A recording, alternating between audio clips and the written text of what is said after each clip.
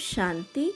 परमपिता परमात्मा most beautiful ever हसीन श्री बाबा हम बच्चों के पास आए हैं भारत को सुखधाम तथा स्वर्ग बनाने। भारत एक समय स्वर्ग था, संपूर्ण देवताओं का राज्य था, 16 कला संपूर्ण थे, एक धर्म, एक भाषा, एक राजाई थी, लक्ष्मी नारायण की राजधानी थी। वह भारत तमो प्रधान भिखारी बन चुके हैं, तो परमात्मा फिर से उस भारत को स्वर्ग बना रहे हैं, राम राज्य रामपुरी बना रहे हैं। तो बाबा इसीलिए आज हमें देवता बनने की लायक हम कैसे बन सकते हैं, 16 कला संपूर्ण कैसे बन सकते हैं, उसका पुरुषार्थ भी बता रहे हैं। आज है 8 फरवरी 2021। बाबा ने कहा 16 कला संपूर्ण बनने के लिए तुम बच्चों को योग बल जमा करना है और 5 विकार जो बहुत दुख देने वाला है और अवगुण अर्थात आसुरी गुण उसको दान करना है अर्थात छोड़ना है। उन 5 विकारों से आसुरी गुणों से हमें मुक्त होना है, तभी हम 16 कला संपूर्ण बन जाएंगे। 16 कला मना संपूर्णता, कंप्लीटनेस, अर्थात कोई कमी कमजोरी नहीं, कोई भी अवगुण नहीं, आत्मा 7 गुणों से भरपूर संपूर्ण। तो इसके लिए हमें मुख्य पुरुषार्थ करना है, देह अभिमान छोड़ना है, हमें निरंतर आत्मा समझकर चलना है, कर्म करना है, उठते बैठते खाते पीते अपने आप को आत्मा समझना है, शरीर भूल जाए, ये पुरुषार्थ मुख्य करना है। बाबा ने कहा भारत खास और आम सारी दुनिया पर बृहस्पति की दशा बैठनी है, क्योंकि परमात्मा अभी धरा पर आ चुके हैं। तो परमात्मा जब आते हैं तो पूरे विश्व बदलते हैं। स्पेशली भारत पर जो जंग चढ़ी है, जो कट चढ़ी है आत्माओं पर, वो निकलते जाते हैं और पूरे विश्व फिर से परिवर्तित हो जाता है सुखधाम में। रावण ने जो हमें बहुत दुख दिया, द्वापर युग से रावण अर्थात 5 विकार ने हमें बहुत दुख दिया, आत्मा के सारी कला सारी गुण छीन ली है, आत्मा विकारी दुखदाई कांटा बन गया है और पूरी दुनिया कांटों का जंगल बन पड़ा है। तो परमात्मा आ रहे हैं, आए ही हैं इस दुनिया को फिर से फूलों की बगीचा मोस्ट ब्यूटीफुल हसीन बनाने, आत्माओं को हसीन बनाने। जब आत्मा ब्यूटीफुल अर्थात सर्वगुण संपन्न 16 कला संपूर्ण बन जाएंगे, तब ये पूरी दुनिया 5 तत्व भी सतो प्रधान सुखदाई बन जाएगा और विश्व पर अर्थात खास भारत पर स्वर्ग स्थापित हो जाएगा। दूसरी बात बाबा समझा रहे हैं सृष्टि चक्र और बेहद के ड्रामा के ऊपर। बाबा ने कहा ये जो चल रहा है ये बेहद का ड्रामा है, जो ड्रामा है अविनाशी, और इसमें ये प्रश्न नहीं उठ सकता कि ऐसा क्यों वैसा क्यों। ये अविनाशी बना बनाया ड्रामा है, फिर से बन रही है और ये एक चक्र है, 84 जन्मों का चक्र है, जिस चक्र में लक्ष्मी नारायण सबसे फर्स्ट क्लास आत्मा है। विष्णु सो ब्रह्मा सरस्वती, फिर ब्रह्मा सरस्वती सो विष्णु बनते हैं और यही आत्मा अर्थात सतयुग में जो लक्ष्मी नारायण बनते हैं, अभी संगम युग पर वो ब्रह्मा और सरस्वती है। सरस्वती बनते हैं श्री लक्ष्मी और ब्रह्मा बाबा बनते हैं श्री नारायण। तो इन दोनों की कंबाइंड स्वरूप है विष्णु। तो अभी ये जो चक्र है विष्णु अर्थात ब्रह्मा सरस्वती सो विष्णु। ये जो चक्र है पूरा 5000 वर्ष का चक्र है और ये चक्र रिपीट होता है, अविनाशी है, बना बनाया है, इसमें कोई चेंज नहीं हो सकता। तीसरी बात, आज बाबा व्यापारी लोगों को बहुत याद किया, अर्थात बिजनेसमैन को। बाबा ने कहा व्यापार लोग जो होता है वो अपने बिजनेस के लिए खाता रखते हैं, जिसमें खाता माना चौपड़ा, अर्थात उसमें वो अपना हर दिन की जो प्रॉफिट है, लॉस है, वो लिखते रहते हैं। तो बाबा कहते हैं तुम्हारा भी ये व्यापार है, ये है बेहद का सबसे बड़ा व्यापार, अविनाशी व्यापार। अविनाशी क्यों? इस समय जो हम सारे विकारों से मुक्त होकर परमात्मा के श्रीमत पर चलकर बाबा को याद कर निरंतर हम जो योग बल जमा करते हैं, अपने में सर्वगुण अर्थात देवताई गुणों को धारण करते हैं, तो ये हमारा व्यापार हुआ। हम अवगुणों को छोड़ते हैं और देवताई गुणों को, दैवी गुणों को धारण करते हैं, तो ये भी हमारा व्यापार हुआ। और इसी व्यापार में हमें रोज़ चार्ट लिखना है कि हम रेगुलर कितने इस कार्य में सफलतापूर्वक इसको करते हैं, अपना समय को कैसे सफल कर रहे हैं। हर पल का, हर सेकंड का बाबा कहते हैं हिसाब रखो, क्योंकि एक एक सेकंड का भी बहुत वैल्यू है। दुनिया में जो लोग व्यापार करते हैं, बिजनेस करते हैं, वो तो एक जन्म के लिए करते हैं, वो तो मिट्टी में मिल जाएगा, दूसरे जन्म में तो कुछ मिलेगा नहीं। लेकिन अभी जो हम व्यापार कर रहे हैं, ये बेहद का व्यापार, सबसे बड़ा व्यापार है, सच्चा व्यापार है। ये जो व्यापार है, ये जो बिजनेस है, ये 21 जन्म हमारा भाग्य बनाएगा। और आज तो बाबा कह रहे हैं जो सुख का समय है वो 3/4 ही हिस्सा सुख है, 1/4 ही अर्थात 3/4 हिस्सा सुख है, 1/4 हिस्सा दुख है। अर्थात सतयुग त्रेता में तो सुख है ही है, सर्व प्राप्ति संपन्न अवस्था तो है ही, लेकिन द्वापर की जो आधा समय है वो भी सुख में ही जाता है। द्वापर के आधा के बाद दुख होता है धीरे धीरे। तो कितना बड़ा भाग्य बन रहा है हमारा इस व्यापार को करने से। तो हमें इसीलिए चौपड़ा अर्थात हमारा खाता होना चाहिए कि रोज़ हम कितना अभ्यास कर रहे हैं, कितना याद कर रहे हैं, याद का चार्ट, दैवी गुणों का चार्ट, कोई आसुरी गुणों से ऑलरेडी हमारे पास है या नहीं है, ये भी हमें जानना होगा। तो व्यापारी लोगों की तरह हमें भी ये चार्ट रखना होगा, खाता बनाना होगा। और व्यापारी लोग क्या करते हैं, स्वास्तिका बनाते हैं। स्वास्तिका का मतलब है, जैसे स्वास्तिका में 4 भाग दिखाते हैं ना, 4 भाग क्या दर्शाता है, 4 युगों को दर्शाता है।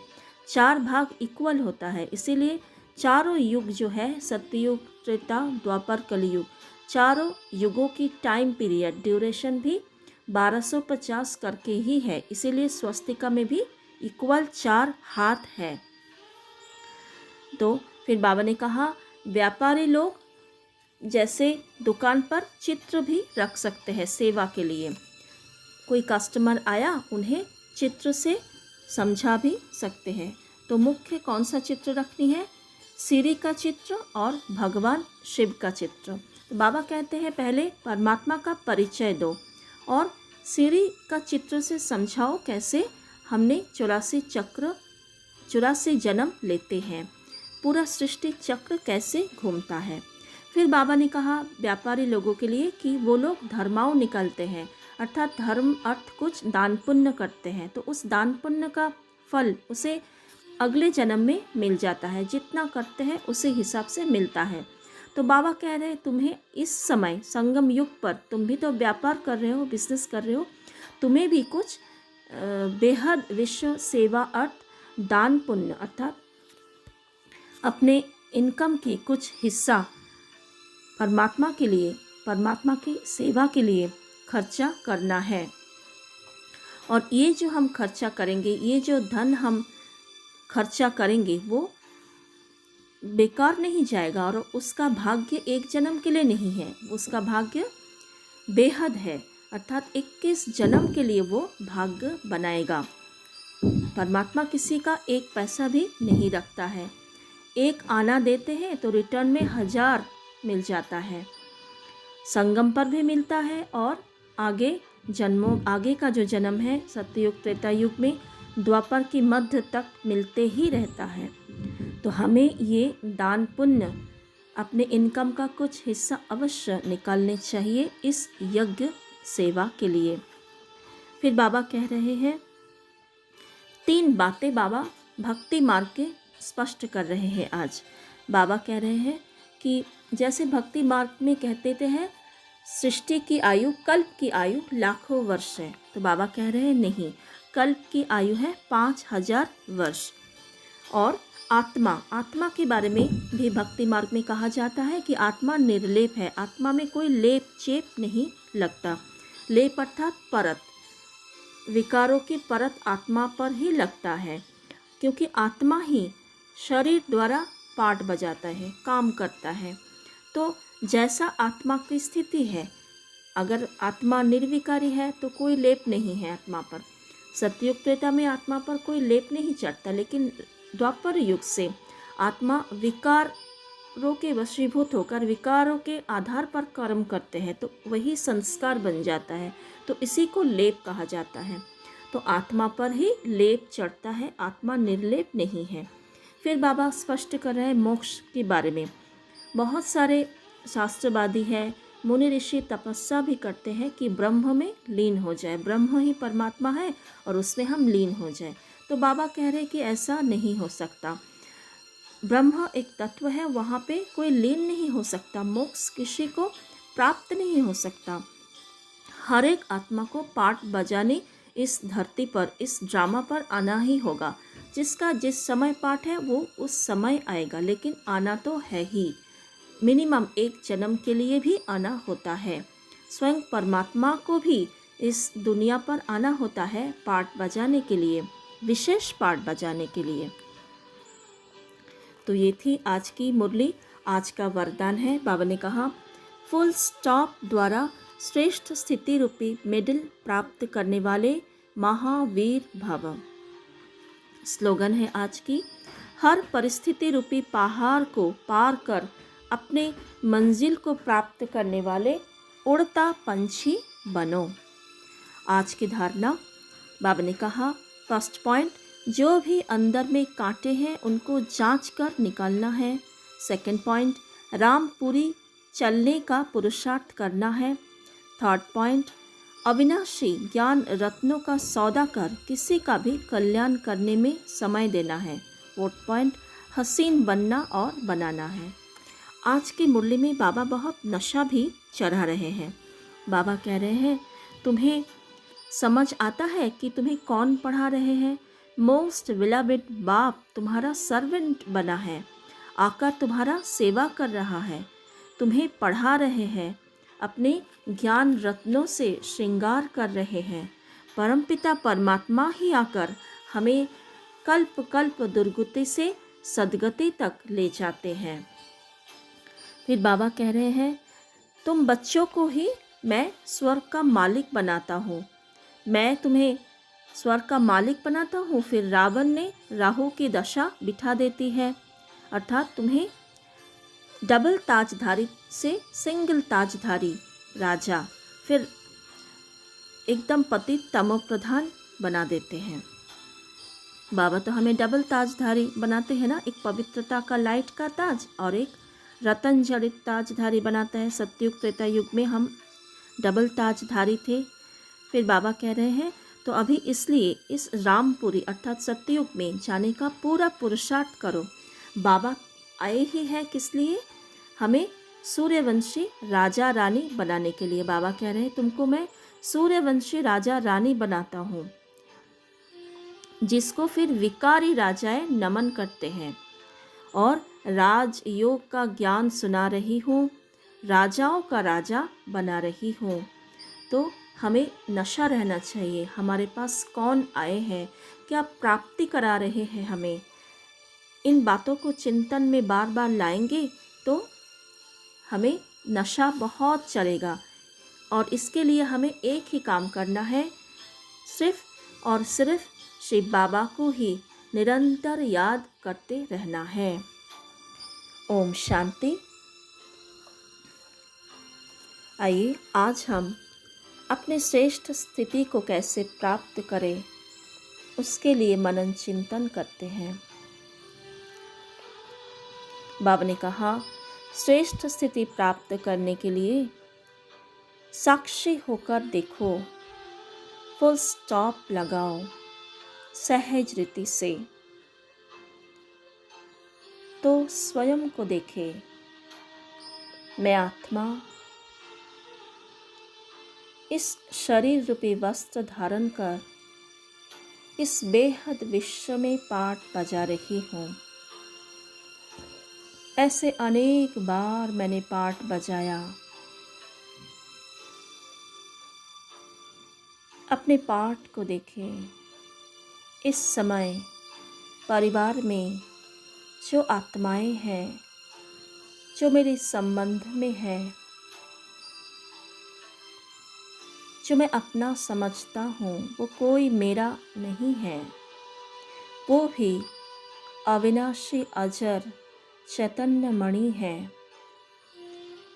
अपने कर्मों के अनुसार, अपने संस्कार के अनुसार पाठ बजा रहे हैं।